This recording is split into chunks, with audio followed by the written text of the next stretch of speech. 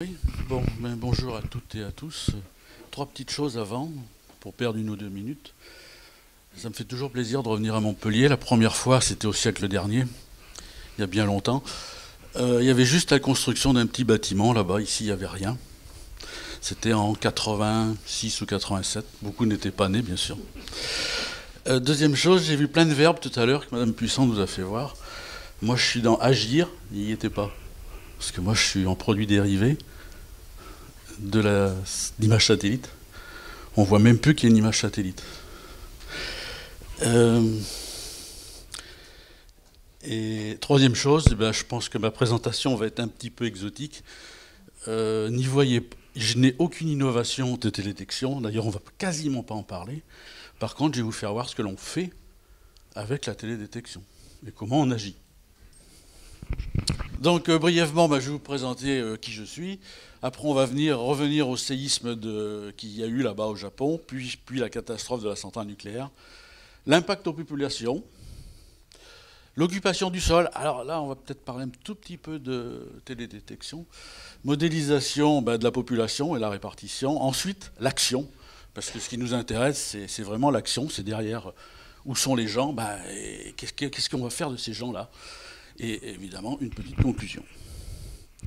Donc à qui j'appartiens? Bon, en gros, j'appartiens à un EPIC qui s'occupe de la protection de l'environnement et de l'homme. Retenez qu'on est à peu près 1800 personnes et que c'était la fusion entre une partie du CEA à l'époque, dont j'appartenais, et de l'OPRI, qui était l'Office de protection contre les rayonnements ionisants. Donc on revient au séisme qu'il y a eu au Japon il y a un peu plus d'une dizaine d'années, qui est un séisme d'une ampleur exceptionnelle, puisque c'est un des plus grands, des plus importants qu'il y a eu, on va dire, ces derniers siècles, avec un rejet de faille d'une dizaine de mètres, un ripage du Japon de plusieurs mètres vers l'est et de plusieurs mètres en profondeur, les masses de la Terre qui ont bougé, et la Terre qui s'est accélérée d'1,8 microsecondes. Bon, c'est pas énorme, mais enfin, c'est quelque chose d'énorme. Donc, il y a eu un tsunami. Le tsunami, il y a eu plein de morts, non pas dus au nucléaire. Et il y a eu 4 sites impactés, dont un très très épais, qui était Unagawa, mais il ne s'est rien passé, puisqu'il était bien protégé par les digues. Les 2 autres, bien protégés également. Par contre, quasiment celui du milieu, Fukushima 1 Daiichi, où les digues ne mesuraient que 5 mètres, alors que la vague qui est arrivée faisait 11 mètres. Donc, il y a eu catastrophe.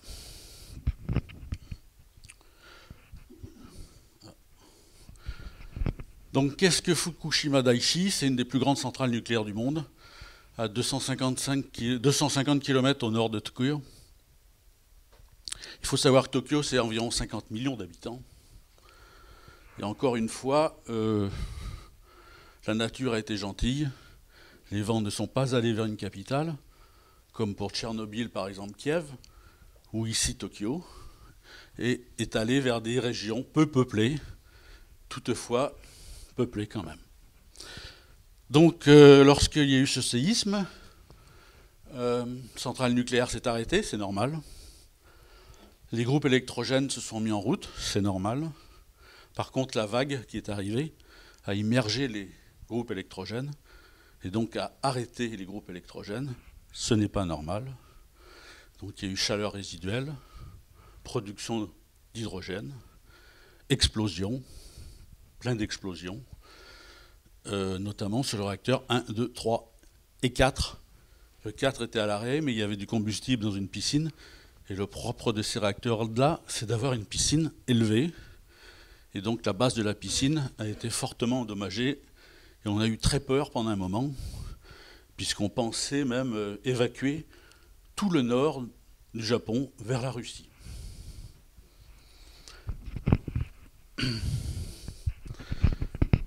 Alors les données sanitaires, je ne vous ai pas dit, mais c'est une étude qui est un peu en transverse chez nous. Moi j'appartiens à l'environnement. Et il y a d'autres personnes qui appartiennent à la santé. Et c'est principalement une étude qui a été réalisée par la santé, mais qui nous ont demandé de l'aide pour répartir les populations notamment. Donc les données satellitaires, il n'y en a quasiment aucune le premier mois. On sait qu'ils ont évacué les personnes dans les 20 km, mais on ne sait pas combien.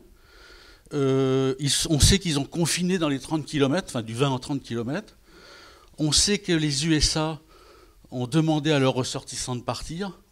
Nous l'avons fait aussi, via l'ambassade de France au Japon, à Tokyo. Mais on n'a rien. Il arrive seulement le 7 avril, c'est-à-dire presque un mois après, la première cartographie que vous voyez ici à l'écran. Ce sont les débits de dose. Alors, ce sont des débits de dose, je ne vous dis pas dans quelle unité, parce que c'est affolant. Personne n'y comprend rien. À l'IRSN, ce que l'on fait, on transforme ces débits de dose en sievert. Alors ça, c'est assez intéressant parce que le sievert, c'est une unité de gestion du risque qui permet de quantifier la gravité de quelque chose, la gravité d'un accident. En fait, c'est le lien entre l'exposition que vous recevez et les conséquences sanitaires. Il faut savoir que la limite admissible est 1 millisievert par an. Au-delà de 100, vous avez un risque de cancer.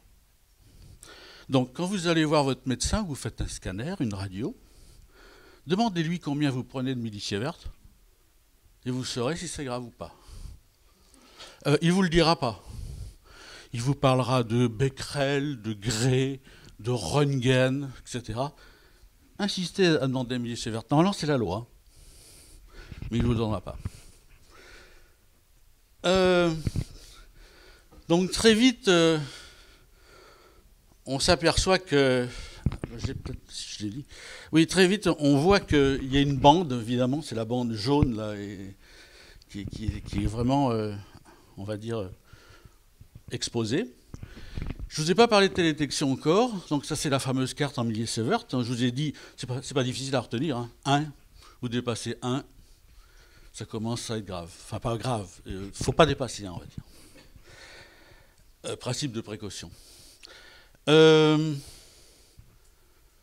vite, par contre, nos médecins nous disent, mais où sont les gens? Alors, je vais revenir sur celle d'avant.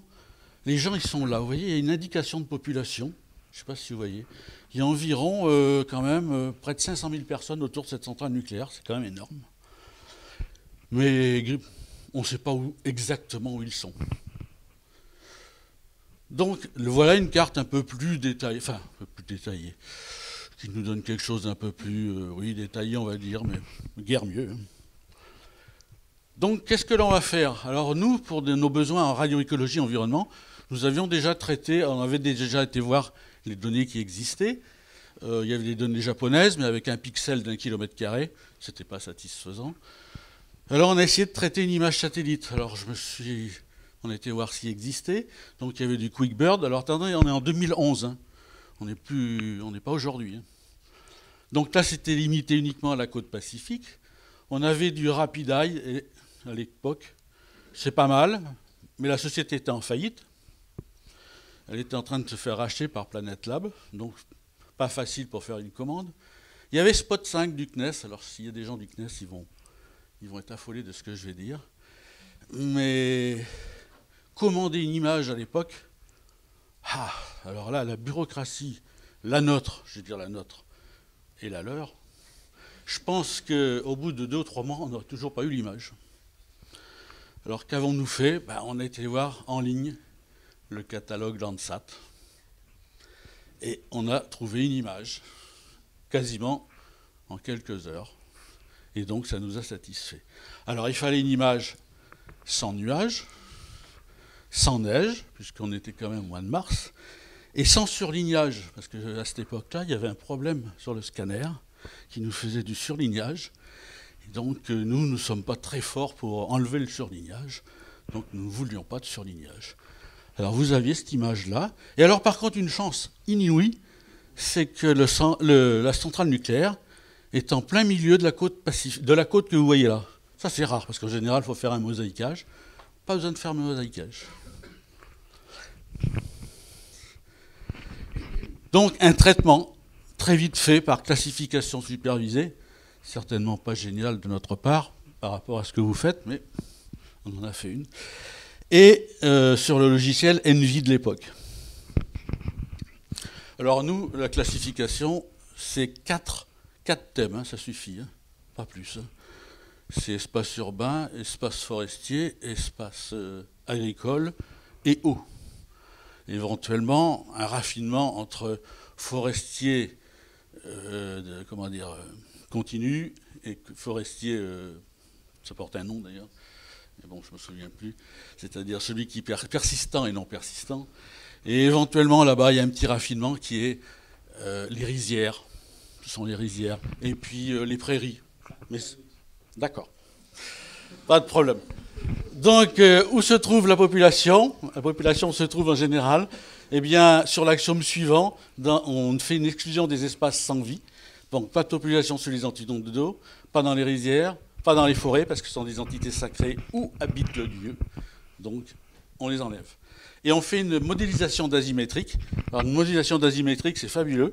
C'est une désagrégation, ce que les Anglais appellent le downscaling, c'est-à-dire une méthode déterministe où on désagrège la donnée par rapport à la surface intersectée. Donc, qu'est-ce que se passe là? Ah, j'étais trop vite. Hein. Oui, en gros, sur l'image, on retient juste que ça. C'est-à-dire le village, on met la population là-dedans. Donc voilà, donc on retient uniquement l'espace bâti, on le met là-dedans, je vous remets la carte pour voir où était la gravité, où sont les populations, et où vont être les populations, c'est où il y a les traces noires, bien sûr. Donc les actions, c'est là où ça devient intéressant. Il y a 70 000 personnes, dont 9 500 enfants concernés, pour des doses supérieures à 10 millisieverts par an. Vous vous souvenez, je vous ai parlé de 1 tout à l'heure. Donc, ce sont des doses uniquement dues à l'exposition externe, c'est-à-dire on minimise la gravité du problème, c'est-à-dire de l'accident, puisqu'on ne tient pas compte de l'ingestion, c'est-à-dire ce que l'on peut ingérer. Donc, on prend des mesures post-accidentelles, c'est-à-dire qu'on évacue les populations et on comptabilise ce que l'on va gagner, le gain dû à l'évacuation. Ce que l'on peut faire également, c'est une comparaison, c'est comparer les effectifs par rapport à l'accident de Tchernobyl. Bon, c'est 25% à peu près de l'effectif de Tchernobyl et 10% de la surface. Que peut-on faire également, c'est dénombrer les populations concernées dues aux évacuations.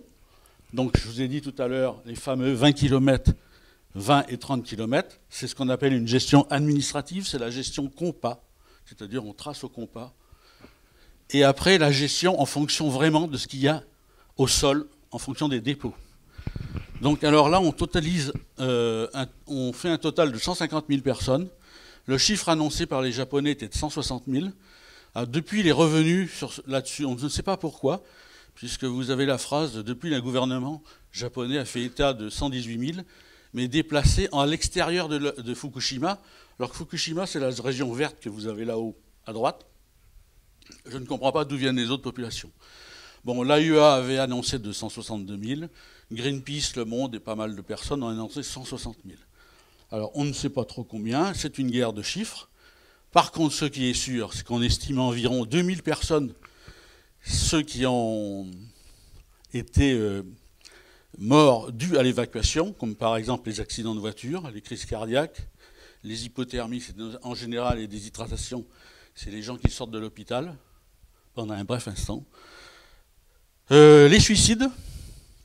Et puis, s'il est facile d'évacuer les gens, il est difficile de les faire retourner ensuite.